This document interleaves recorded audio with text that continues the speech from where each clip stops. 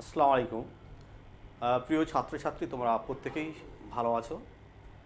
আজকে আমরা প্রথমে ধন্যবাদ জানাবো চাঁদপুর আলিয়া একাডেমি বয়েজ ও গার্লসের কর্মকর্তাদের। তাদের চিন্তাভাবনার মধ্য দিয়ে আজকে আমরা অনলাইন ক্লাস শুরু করতে পেরেছি। বিশেষ করে তাদের চিন্তাভাবনা, যে সমস্ত স্টুডেন্টরা বাড়িতে আছে তাদের যাতে পঠন পাঠনের সুবিধার জন্য আমাদের আলিয়ার কর্তৃপক্ষ এই অনলাইন ক্লাসের ব্যবস্থা করেছেন। আজকের আমার টপিকস ইংলিশ গ্রামার। আজকে আলোচনা রাখব পূর্বের আলোচনার সাপেক্ষে। আজকে আলোচনা আমি পূর্বে ন্যারেশন করাছিলাম, ন্যারেশনের কিছু অংশ আজও বাকি আছে, সেগুলো আজকে কমপ্লিট করব। তো ছাত্রছাত্রীর কাছে একটা কথা পরিষ্কারভাবে তোমরা জেনে নাও, তোমাদের খুব সুবিধা হবে। তোমরা জানো ক্লাস 9-10 ইংরেজি গ্রামার তো পুরোটাই সাদৃশ্যপূর্ণ। যেগুলো আসে সেগুলো কী কী আছে?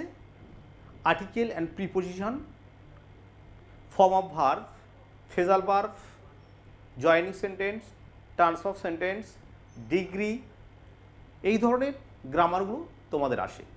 তো আমি যে গ্রামারটা করাছিলাম, ন্যারেশনের কিছু অংশ বাদ আছে, সেগুলো আজকে কমপ্লিট করব। আমি করাছিলাম ইন্টারোগেটিভ ইম্পারেটিভ করাছিলাম। ইম্পারেটিভ সেন্টেন্সের লেট দিয়ে কিভাবে আমি ন্যারেশন করব। পোস্টে যখন লেট উল্লেখ করা থাকবে সেক্ষেত্রে আমি কি করব, যদি সেট বা সেট টু থাকে ইম্পারেটিভ সেন্টেন্সের ক্ষেত্রে,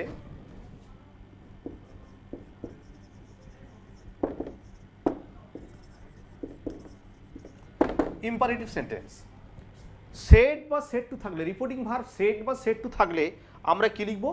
প্রপোজড বা সাজেস্টেড লিখব, সেট বা সেট টুর পরিবর্তে। তাহলে এখানে আমাকে আজকে দেখাবো।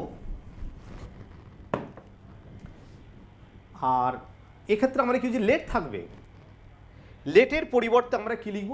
শুড লিখব। যদি আমরা এর আগে কর্তা পরিবর্তনের নিয়ম লিখিয়ে দিচ্ছি, আজ থাকলে দে হয়, উই থাকলে দে হয়। রিপোর্টের স্পেসে যদি আজ থাকে আমরা দে লিখব, উই থাকলেও দে লিখব। এক্ষেত্রে লেট দিয়ে সিস্টেমটা কীরকম? Let, L E T let. যেমন একটা প্রশ্ন, হি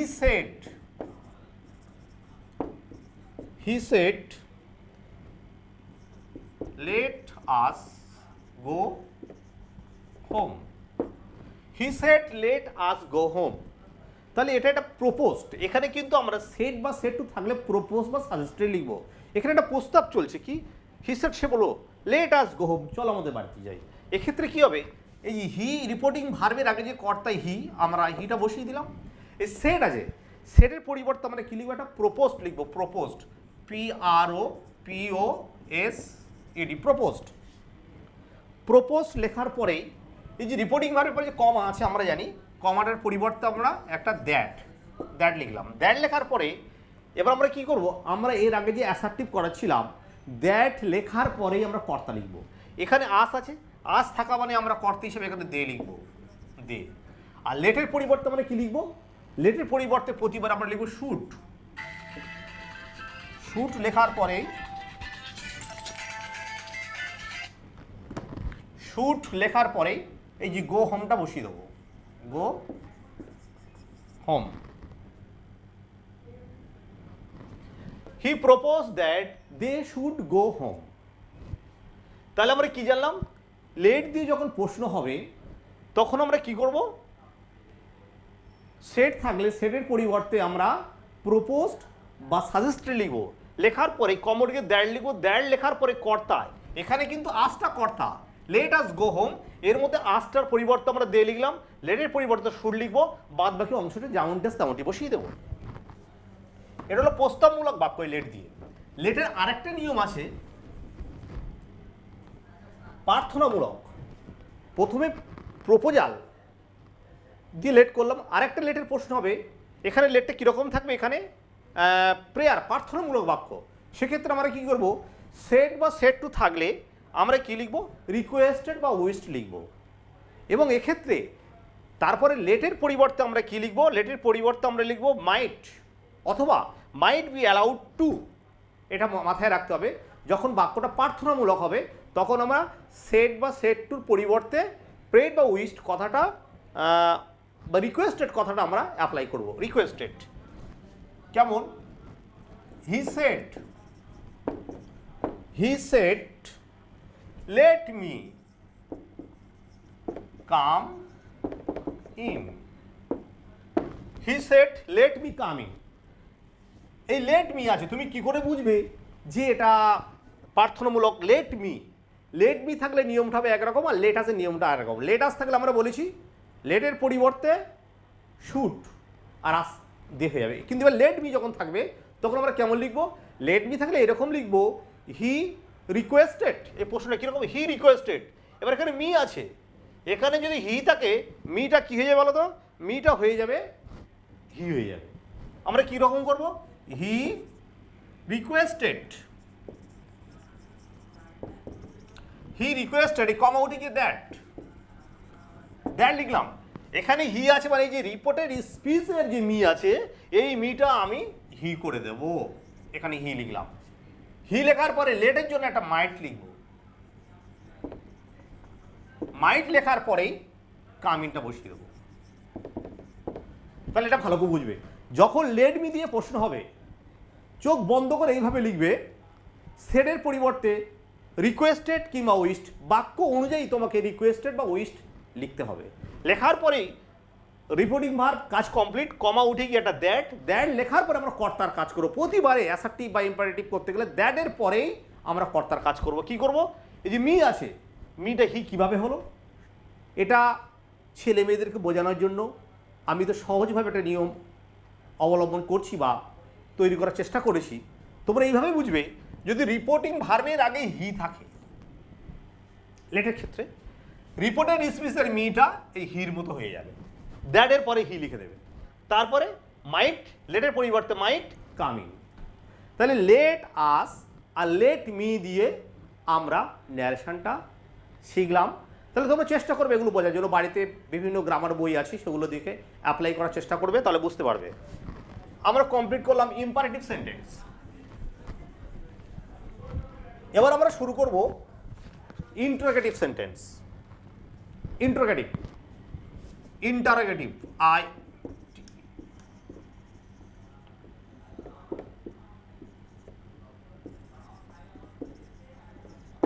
ইন্টারোগেটিভ সেন্টেন্স। পূর্বে আমি পার্ট 1-এ কমপ্লিট করেছিলাম form of verb, voice change অনেকটা অংশ। পার্ট 2-তে কমপ্লিট করেছিলাম ভয়েস চেঞ্জের পুরোটাই এবং ন্যারেশনের অনেকটা অংশ। পার্ট 3-তে চলছে ন্যারেশন।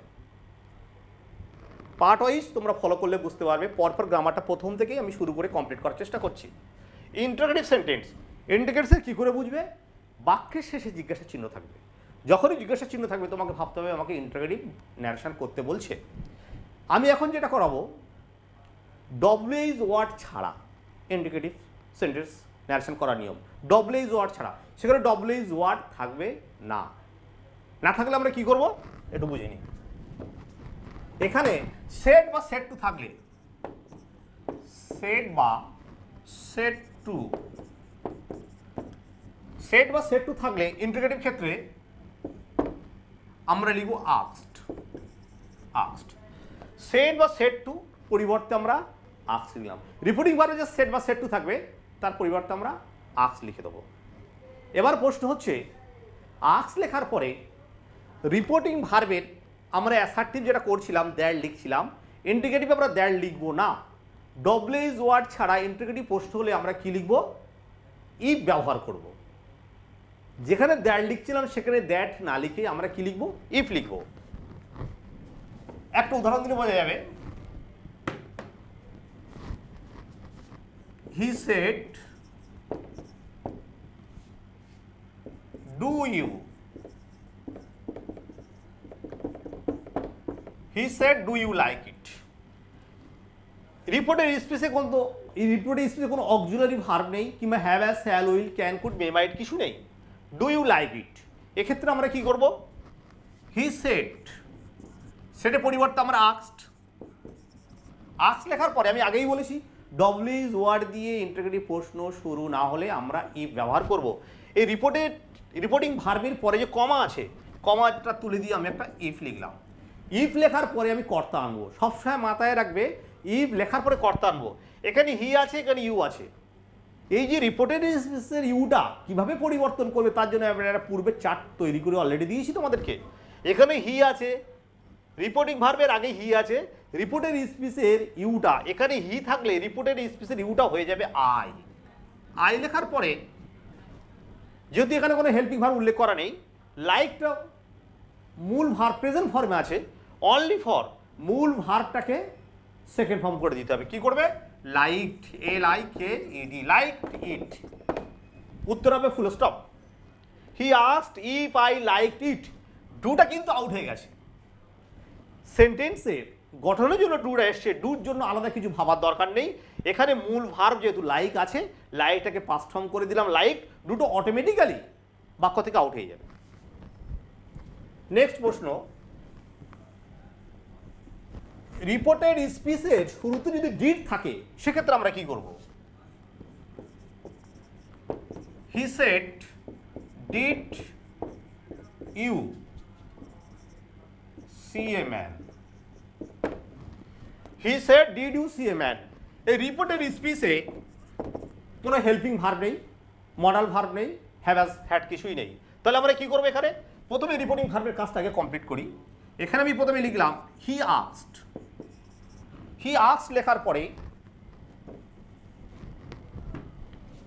যেহেতু রিপোর্টিং ভার্বের পরে কমাটা ওডিকাটা ইফ লেখার পরে এখানে হি আর ইউ থাকার জন্য এখানে আমি একটা আই লিখলাম। আই লেখার পরে যখন তুমি ডিড দিয়ে প্রশ্ন হবে ইন্টারোগেটিভের, ডিড থাকা মানে পাস্ট ফর্মে আছে, চোখ বন্ধ করে একটা হ্যাড লিখে দাও। হ্যাড লেখার পরে এই যে মূল ভার্ব সিটা থার্ড ফর্ম লিখে দেবে, সিন এ ম্যান। তাহলে কি হলো? হি asked if I had seen a man.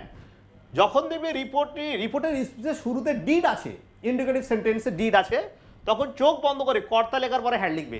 ডিডের জন্য একটা হ্যাড লিখলাম, আর মূল verb see third form seen. আমরা হ্যাভ অ্যাজ হ্যাড থাকা মানে সেন্টেন্সের মধ্যে আমরা কি জানি? মূল ভার্বটা থার্ড ফর্ম হয়। এখানে আমি সিন লিখলাম, এ ম্যান বসিয়ে দিলাম। এবার প্রশ্ন হচ্ছে, রিপোর্টেড স্পিচে অ্যাম ইজ আর উল্লেখ থাকলে সেক্ষেত্রে আমরা ন্যারেশনটা কেমন করব? রিপোর্টের স্পিচে অ্যাম ইজ আর দিয়ে ইন্টিগ্রেটিভ প্রশ্ন হলে সেক্ষেত্রে আমরা কি করব? ছোট্ট একটা উদাহরণ, হি সেড আর ইউ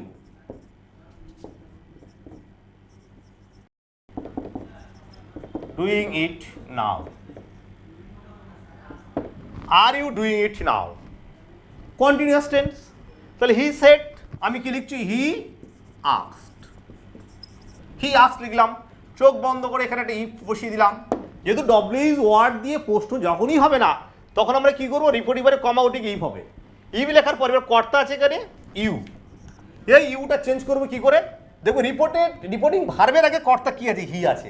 এটা ভেবে নিয়ে ইউটা হয়ে যাবে আই। আই হওয়ার পরেই এই যে অ্যামিজার আছে, অ্যামিজার থাকলে কি করবো? ওয়াজ আর লিখবো।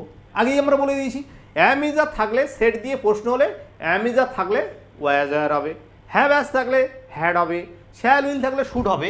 তো এখানে আয়ের পরে এখানে আর আছে, কিন্তু অ্যামিজার থাকলে ওয়াজ আর হয়। এটা ভেবে নিয়ে অ্যামিজারের জায়গায় আমরা কি করবো? ওয়াজ আর লিখবো। আয়ের পরে একটা ওয়াজ হয়, ওয়াজ। এবার ডুইং ইট পুরোটাই বসিয়ে দেবো, ডুইং ইট, আর নাও থাকলে দেন। তাহলে গেল he asked if I was doing it then. তাহলে আমাদেরকে এটা মনে রাখতে হবে, অ্যামিজার দিয়ে প্রশ্ন হলে বাক্যের শুরুতে যদি অ্যামিজার থাকে রিপোর্টেড স্পিচে, ইনডাইরেক্ট ন্যারেশন করার সময় অ্যামিজারের জায়গায় ওয়াজার লিখবো। কিন্তু আমরা অনেক সময় ভুল করে কি করি? আমরা এই ডুইংটা অনেক সময় বিইং করে লিখে ফেলি, ভয়ের চেঞ্জটা আমরা ন্যারেশনে এনে ফেলি। কিন্তু এটা ভুল করবে না কখনো, ন্যারেশনে কখনো ডুইংটা বিইং হয় না। অনেক স্টুডেন্ট কি করে দেখা যাচ্ছে, তারা ভয়ের চেঞ্জে বিইং লিখতে হয়, তারা ন্যারেশন ওটা অ্যাপ্লাই করার চেষ্টা করে, কিন্তু না, ন্যারেশনে ডুইং পুরোটাই বসে যাবে, কিছুই চেঞ্জ হবে না। ইটও বসে গেছে, নাও থাকলে দেন হবে, টুডে থাকলে দ্যাট ডে হবে, টুমোরো দ্য নেক্সট ডে, যেটা আগে করেছিলাম সেটাই এখানে হবে।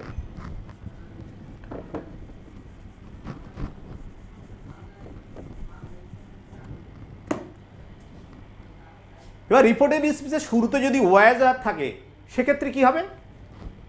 বা যদি হ্যাভ এস থাকে সেক্ষেত্রে কি হবে? শ্যাল উইল থাকলে কি করতে হবে? সেক্ষেত্রে দেখো, I said to him have you seen a bird. এক্ষেত্রে বোঝার ব্যাপার আছে। I said to him have you seen a bird, তাহলে I said to him, I জায়গায় বসে যাবে। রিপোর্টিং ভার্বের আগে যে কর্তাটা আছে, কর্তা কখনো চেঞ্জ হবে না, এই কর্তাটা যেমনটি থাকবে তেমনটি এখানে বসিয়ে দেবে।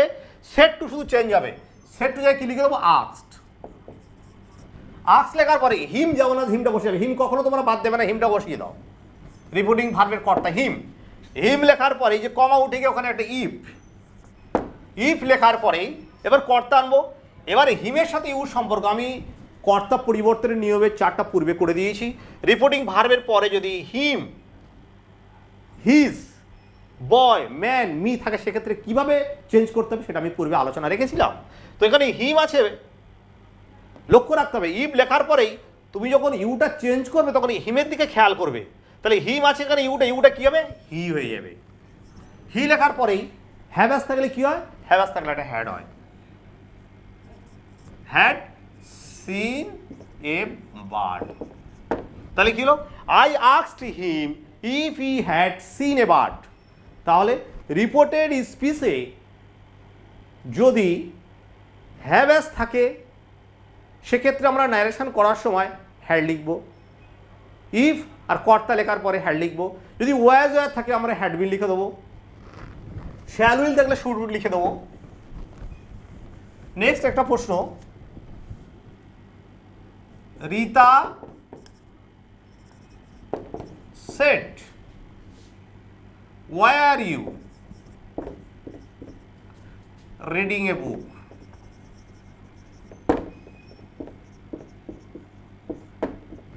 তাহলে Rita said were you reading a book, তাহলে আমরা কি করবো এখানে, রিতা আস্কড। সেট প্রতিবারে সেটটা কিন্তু আস্কড হয়ে যাবে।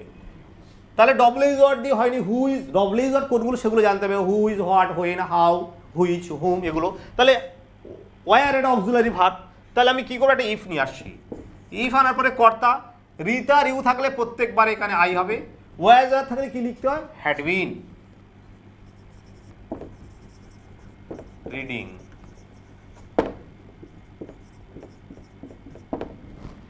Rita asked if I had been reading a book.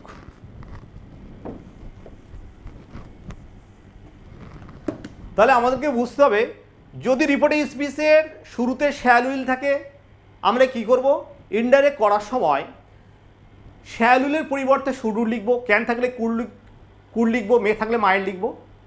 তাহলে এতক্ষণ আমরা হেল্পিং ভার্ব দিয়ে ন্যারেশনটা শিখলাম। হেল্পিং ভার্ব দিয়ে যখনই কোনো ন্যারেশন হবে যদি শুরুতেই মানে রিপোর্টের স্পিচের প্রথমেই am, is, are, was, are, shall will থাকে সেক্ষেত্রে আমরা এইভাবে অ্যাপ্লাই করব।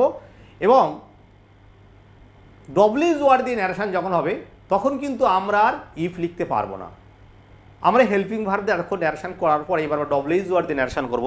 ডব্লিউইজ ওয়ার্ড দিয়ে যখন ন্যারেশন হবে তখন কিন্তু আমরা ইফের জায়গায় ডব্লিউইজ ওয়ার্ডটা বসিয়ে দেবো, আর ডব্লিউইজ ওয়ার্ডটা যেমনটি আসে তেমনটি বসে যাবে, শুধু ইফের জায়গায় ডব্লিউইজ ওয়ার্ডটা লিখবো, আমরা ইফ আর লিখতে পারবো না।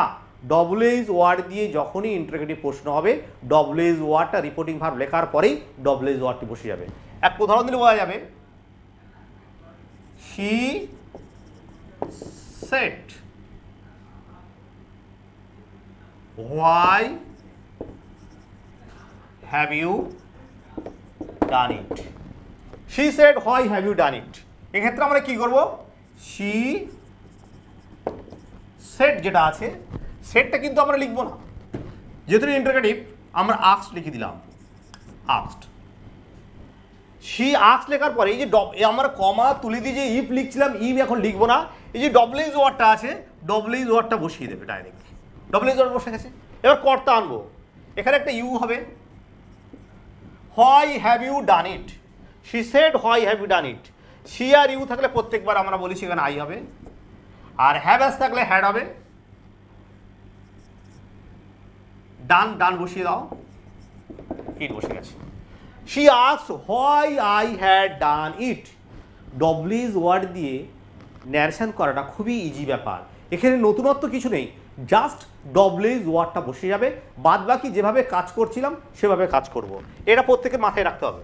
এখানে আমরা তাহলে কী করলাম, ডব্লিউইজ ওয়ার্ডটা বসে গেছে, কর্তা লিখে দিলাম, কর্তা একবারে হ্যাভাস থাকলে হ্যাড হবে, শ্যাল উইল শুড, যেভাবে বলে দিলাম সেইভাবে তোমরা এই প্রশ্নগুলো করবে। কিন্তু একটা কথা মাথায় রাখবে, ডব্লিউএইচ কথাটা দিয়ে ভয় পাওয়ার কোনো কারণ নেই এখানে। আগের পূর্বের ন্যায় যেভাবে করছিলে ন্যারেশনগুলো সেইভাবেই করবে। ইফ না লিখে আমি ডব্লিউএইচ ওয়ার্ড লিখবো, যেমন দ্যাট না লিখে আমি ইফ লিখছিলাম, ইফ এখন না লিখে ডব্লিউএইচ ওয়ার্ড থাকলে ডব্লিউএইচটা বসিয়ে দেবো। আর একটা কথা মাথায় রাখতে হবে, আমরা যে রিপোর্টের হিসেবে কর্তাগুলো পরিবর্তন করেছিলাম, কিন্তু কর্তা হিসেবে যদি থার্ড পার্টির সিঙ্গুলার নাম থাকে সে কর্তা কখনো পরিবর্তন হয় না। রিপোর্টের হিসেবে কর্তা হিসেবে দিই he she Ram Rahim boy dog cat, এই থার্ড পার্টির সিঙ্গুলার নামের কর্তা যখনই থাকবে তখন কিন্তু আমরা এই কর্তার কোনো পরিবর্তন করব না, কর্তাটা যেমনটি আছে তেমনটি বসে যাবে। শুধুমাত্র সাহায্যকারী ভার্বগুলো চেঞ্জ হবে, যেমন অ্যাম ইজের জায়গায় was were, shall will should would, have as had, was were had been, can could, এগুলোই চেঞ্জ করব। আর নাও থাকলে দেন, দিস থাকলে দ্যাট, যেভাবে এগুলো করছিলাম সেভাবে করতে থাকবো। তাহলে ডব্লিউএইচ ওয়ার্ড দিয়ে ন্যারেশনটা আমরা কমপ্লিট করেছি। তাহলে আমরা আজকে এটা আলোচনা রাখলাম ইম্পারেটিভ সেন্টেন্সে লেট এবং ইন্টারোগেটিভ সেন্টেন্স দিয়ে কেমন করে ন্যারেশন করতে হয় সেটাও তোমাদেরকে বুঝিয়ে দিলাম। তোমরা এগুলো বাড়িতে বেশি বেশি করে প্র্যাকটিস করবে। নেক্সট আমাদের বাকি আছে আর দুটো সেন্টেন্স, একটা হচ্ছে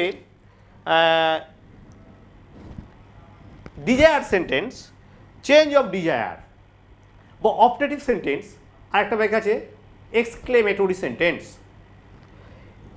আমরা যেগুলো আলোচনা রাখলাম সে আলোচনার মধ্যে তোমরা প্রত্যেকটা খুঁটিয়ে খুঁটিয়ে দেখবে যে কোনগুলো তোমাদের প্রবলেম হচ্ছে, সেগুলো আন্ডারলাইন করে রাখবে, সেগুলো ঠিক করে রাখবে, আমাদেরকে পরবর্তী সময়ে তোমরা প্রশ্ন করবে। এখন আমরা শুরু করব optative sentence, change of desire যেটাকে বলা হয়।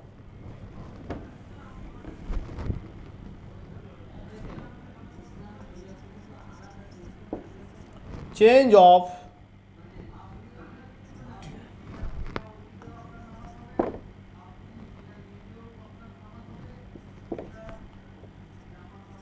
Change of desires, change of desires, ইচ্ছা প্রার্থনা, এদেরকে আমরা বলি চেঞ্জ অফ ডিজায়ার, মানে ইচ্ছা প্রার্থনার বাক্য। এখানে আমরা কি করব, সেট বা সেট টু থাকলে, এই যে সেট বা সেট টু, সেট বা সেট টু থাকলে আমরা কি লিখবো, উইশড বা প্রেড, উইশড বা প্রেড। তাহলে আমরা কি করব, চেঞ্জ অফ ডিজায়ারমূলক সেন্টেন্স যদি পরীক্ষায় প্রশ্ন আসে তখন আমরা কি করব, সেট বা সেট টুর পরিবর্তে উইশড বা প্রেড লিখবো। এখানে কোনো ইচ্ছা প্রার্থনা করা যে তুমি দীর্ঘজীবী হও, তুমি ভালো হও, তোমার জীবনে মঙ্গল হোক, আমরা মানুষকে যে আশীর্বাদমূলক বাক্যগুলো বলি সেটাকে বলা হয় চেঞ্জ অফ ডিজায়ার। মানে এখানে চেঞ্জ অফ আদেশ, মানে কীরকম বলবো, ইচ্ছা প্রার্থনামূলক বাক্যর পরিবর্তন একটা, কীভাবে এটা করতে হয় সেটাও আজকে আমরা এখানে দেখছি যে কী করবো। সেট বা সেট টু থাকলে আমরা লিখবো এখানে উইশড বা প্রেড কথাটা উল্লেখ করব। এখানে কিন্তু রিপোর্টিং বার লেখার পরে আমরা দ্যাট লিখবো। আমরা দ্যাট শুধু লিখতে পারি না, কোন জায়গায় দ্যাট লিখতে পারি না আমরা ইন্টারোগেটিভ সেন্টেন্সে, আর ইম্পারেটিভের ক্ষেত্রে আমরা দ্যাট লিখতে পারি না।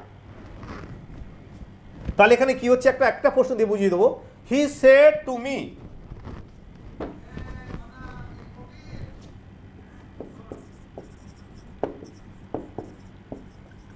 হি সেড টু মি মে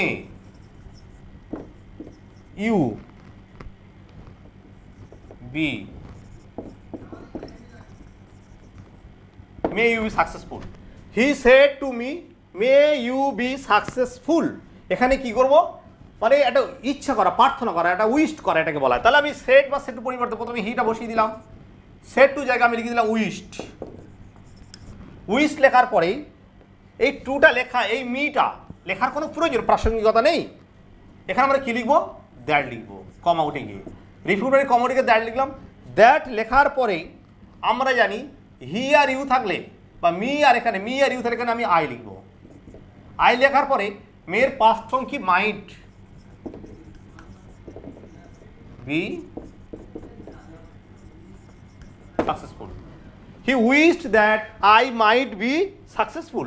এখানে এই মিটা কিন্তু আমি এখানে রিপোর্টিং ভার্বের পরে যে কর্তা থাকবে সে কর্তা কিন্তু আমরা চেঞ্জ অফ ডিজায়ারমূলক সেন্টেন্সে কখনো লিখবো না, সেটাকে এমনি বাদ দিয়ে দেবো। দেওয়ার পরেই দ্যাট লিভ কিন্তু পরিবর্তন করার সময় মি আর ইউ থাকলে আমরা আই লিখব, কিংবা তুমি যদি হির সাথে ইউ ধরো এখানে আই লিখে দেবে।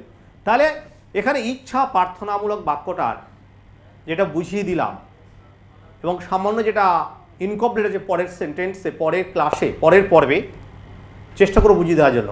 আশা করব প্রতিটা ছাত্রছাত্রী তোমরা বুঝতে পেরেছো, তোমরা খুব গুরুত্বপূর্ণ সহকারে ক্লাসটা ফলো করার চেষ্টা করবে।